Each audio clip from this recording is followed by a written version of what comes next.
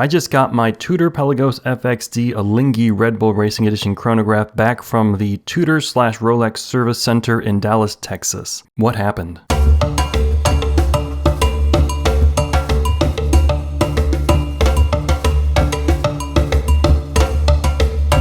I sent the watch to Tudor in February and I got it back in July, but let me back up.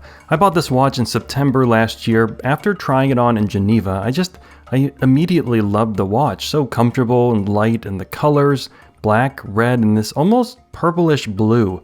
It's just got this great combo for me. It works great with blue jeans, which are my daily uniform. I also think it's kind of an amazing value for a luxury good, which is to say you shouldn't buy this, you don't need this, nobody needs this, but if you want it and you think you need it, it's a carbon composite watch with an in-house-ish chronograph movement with 70 hours of power reserve. You get all that for about $5,000. I have a whole video talking more about why I bought this watch. It's linked to in this video's description. From the time I bought this watch to the time I sent it in for servicing, this was my most worn watch, not even close. My other watches were jealous and were saying things like, bro, you don't even know what an Alinghi is. And they were right, and they're still right. I don't know what an Alinghi is. It's a kind of boat, right? I think. I don't know. It doesn't matter. But this watch was just so easy and fun, and every once in a while I would actually use the chronograph to time something dumb like how long it takes the chronograph seconds to make a full rotation. 60 seconds every time. Amazing coincidence. But if you love something, let it go. If it comes back to you, it's yours.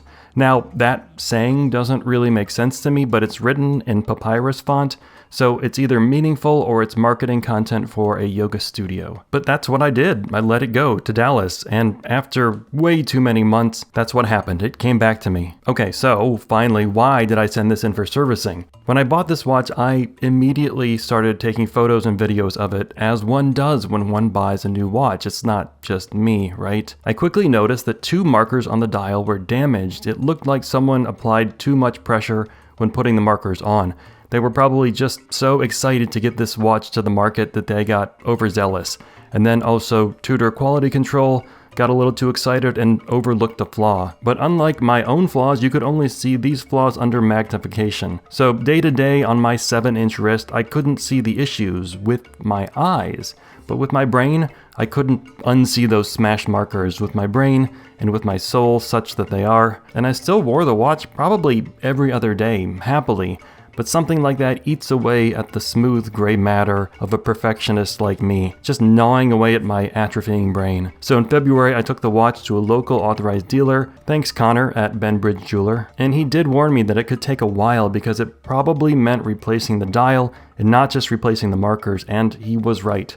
Actually, one thing to note, the first time I took this to the authorized dealers to send it in, I only brought the watch head and the warranty card. I left the strap at home. Like, why would Tudor need the strap? But I was told that Tudor would add a strap and charge me for it if I didn't send the original strap with the watch, which is some bullshit Rolex style customer service. So I had to go back to the dealer the next day with the strap on the watch. It took Tudor 4 months to get this watch back to me. First, that's way too long even for a dial replacement. Tudor also did a full service on the watch, which is nice but unnecessary, but damn, 4 months? Come on, Big T. And whatever comes before first, this watch with its original busted grill should never have made it to a dealer and to a customer. And by the way, I did not buy this from Benbridge Jeweler.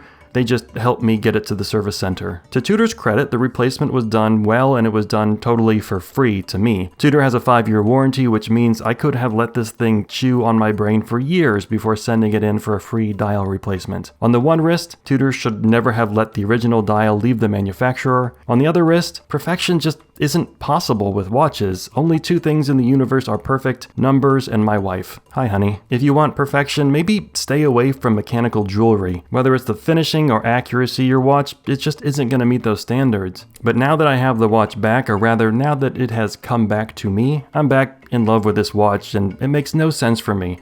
I don't really use the chronograph, I don't dive, I don't drink Red Bull, and I don't follow race sports. Shoot, I even prefer bracelets on watches, and this watch, because of its fixed lug bars, it can't be worn with a bracelet. But I'm back to wearing this more than any other watches in my collection. And once again, my other watches are jealous. But now those other watches must marvel at the beautiful, unblemished markers of this FXD, like it just got its braces off. Welcome back, Pelly.